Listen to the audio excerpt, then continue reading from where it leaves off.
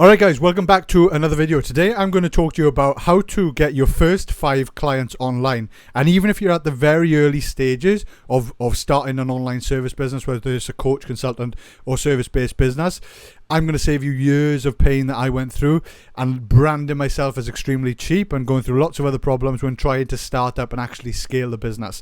Now, this is something that I learned the hard way, like I said, from doing it through the years, slowly moving up in terms of pricing and everything like that. And my clients, my active number of clients, because that's important with a service-based business, it took years, and obviously I'd served hundreds of people over that time. But my active clients at one given time never really got over 20 to 25 clients. And that was the barrier I was struggling to break through. So this is all the way at the very beginning, how to get your first 5 clients. But the principles that I talk about are going to be very, very sort of applicable to you at that stage right now. And even to anyone, if it's a new offer, a new part of your service that you're scaling out, this is going to be something to think about. So what I want to talk to you about first of all is why you should definitely never go cheap. When I first started out, right, the first thing I did was I was only maybe 18, 19 when I really started to focus on online coaching as a thing that I wanted to do as the main thing I was going to be selling. So ever since I was about 16, I was documenting my fitness journey, and that was around 2016 as well, 2015 when that actually started, right? I was training to be an accountant, going through college, and economics. That was the things I was doing as work, as a career, what I saw as my path to be successful. And on the side, my passion was obviously fitness, my own journey, my own transformation I was going through, documenting that, just having fun documenting that before like having a fitness account was really mainstream in the early ages of social media. I was selling ebooks online, so I was still kind of like entrepreneurial in a way. I was looking at what was there. I could see the potential with online and the potential to make money outside of what my side job at the time was, working in a warehouse, earning literally £4.60 an hour. So anything, even if it was a £10 ebook, I was selling ebooks for £9.99, because the way I was seeing it was, well, that's 2 hours of my wage. That's 2 hours I would have to work to make that money. If I can even do that, it's worth it. So I was trying to do that, and I was trying to genuinely give away a lot of value with these ebooks.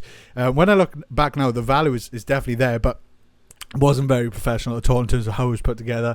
Definitely could have been better. But anyway, I was a young kid trying to just figure things out, right? Then I realized, right, we've been through the deep problem framework here before, and there's another video you can go through for that. But the deep problem framework, I really looked at my customer, looked at the person I was trying to serve, and was this ebook really solving everything for them? I realized obviously accountability they needed and everything like that. This was before, again, online coaching was not a thing. It was not a popular thing. There was no softwares to help with the service delivery or anything like that. Like you have loads of them platforms today. So I had to figure things out. I was doing it through emails, through PDFs, through Google Sheets, all this stuff I was just making up myself. Didn't realize what was out there. And that's how it started. So at that time, I had no clue about business. I had no clue about all these things I'm talking about today, because now with hindsight and years of experience, now over 10 years in the game, and paying for courses, paying for mentors, paying for masterminds, paying for all this stuff, and being in the rooms, like flying out to Vegas. We went to Alex Hormozi's, entrepreneur workshop. And these things now, I can look back and say, right, if I was to do it again, this is what I would do different. So what I did was I was not very confident with my service.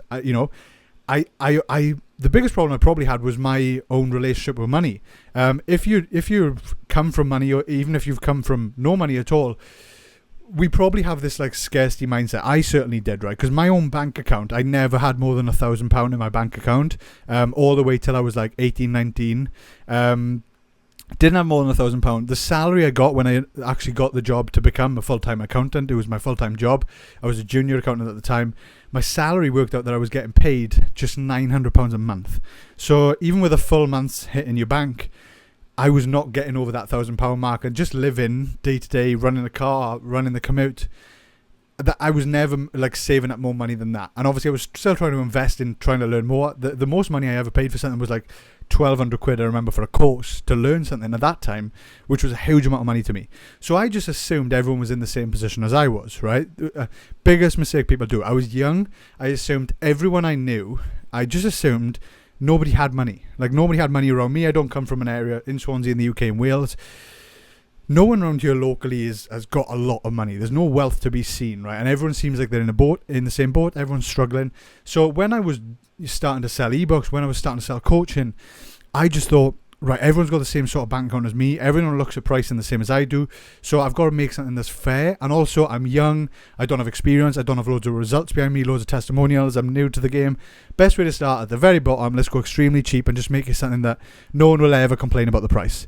And I priced myself at £5 a week, right? £5 a week. Considering at the time, personal trainers were probably charging around me locally £15 to £20 per hour. You're getting a full coaching service, and I was extremely passionate, probably going above and beyond more than any other coach. Yes, it may not be the most experience you were getting with me, but you were certainly getting passion, and you were getting someone that was going to care and do everything they can to support you. And I did know what I was talking about to an extent. I still had a lot to learn, but I was able to get people results very early on, right?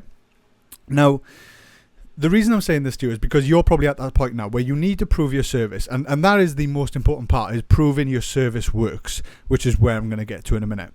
The problem with and the biggest mistake I made was actually charging at all. If I could go back, and when I do launch other offers in future, launch other services in future, I will never charge for it early on if it's not the price I want to charge or I think I could charge. If it's not if it's not competitively priced. Reason being is I would rather value the gold dust that I'm going to get from a testimonial, a result, a before and after transformation, word of mouth starting to spread, reviews, any positive messages I get from that interaction with that client that has a great experience, has a transformation.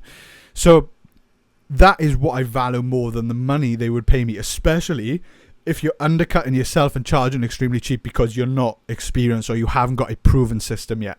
So bite the bullet early on. You're already not making money anyway, or not making a life-changing amount of money. So just make it free. But this is where the positioning comes into effect. So why are you doing it then for free? Because normally everything free is not worth having, right? You've got to make it a valuable reason for why it's free. So what I would do differently is I would make sure people know that I'm launching a new service, a new system with my new method, whatever you want to call it, and I'm looking for people to trial it, right? Very different now. So it's almost like a scientific trial where people do volunteer themselves for free. So I'm looking for X amount of volunteers to go through this with me. All I would ask is that you 100% commit to everything I say in this program, and the deal will be you do it for free in return for providing a result, a testimonial, and a review. And you have that conversation one-to-one where you explain the details behind the scenes. But on the front end, people realize, right, this is an offer for free to work with you, get this service, whatever it is, solve this deep problem you've already connected with them on. That would be the way I would go about it. And you can do that through the other methods I talked about in terms of how to get leads. You can do it privately messaging people. And I would start off with my close circle. Reason being, they're going to trust you the most. They know you're a genuine person that actually cares about this service you're launching. They might give you a chance. The problem with those people is they might not be the dream client on paper. They may not commit. They may not get the best result. But they may be easier to get as a starter, right? So that's something to think about. The next step is obviously if you've already been posting and you've got a micro audience, you've got some sort of followers, right? Most people do. Even if it's the typical following you've built up from your personal social media accounts, post to that, explain what's going on. I guarantee there'll be people there that will actually benefit from what you're doing and might be volunteers for this free opportunity for them. So that is 100% the way to get started. Reason being, just to hit this home, results, testimonials, and reviews are the foundation for your business. Just like building a house, if you don't have that, it's going to be very hard to scale and get a lot of people to take you up on your offer for your service. So build that foundation first. That is worth more than any money anyone can ever pay you. Build those up. Get 5 times 3. So 5 clients or 5 results is what you want to aim for. Times 3. So testimonials, review, result. So before and after transformation in whatever way you can get that for your service. Fitness is very easy. Before and after physical transformation. Then you use that. So that's 15 results you've got now. Obviously 5 different people, 3 different ways of showing it, 15 different things you can scatter across your page, ideally having one landing page where it's put together nicely. That's what we do with Social Proof, so you can check that below. It builds it for you with AI instantly. All you do is upload your proof if you've got a service. So that would be the way I would go about it. Very simple. I don't know why I got the whiteboard out, to be honest, but if I was to summarize it for you, very, very simple. So results. There we go. Results over money. Yeah, early on. Don't go cheap. Go cheap. It's better to be free. Okay, go free. So just hitting home that message there.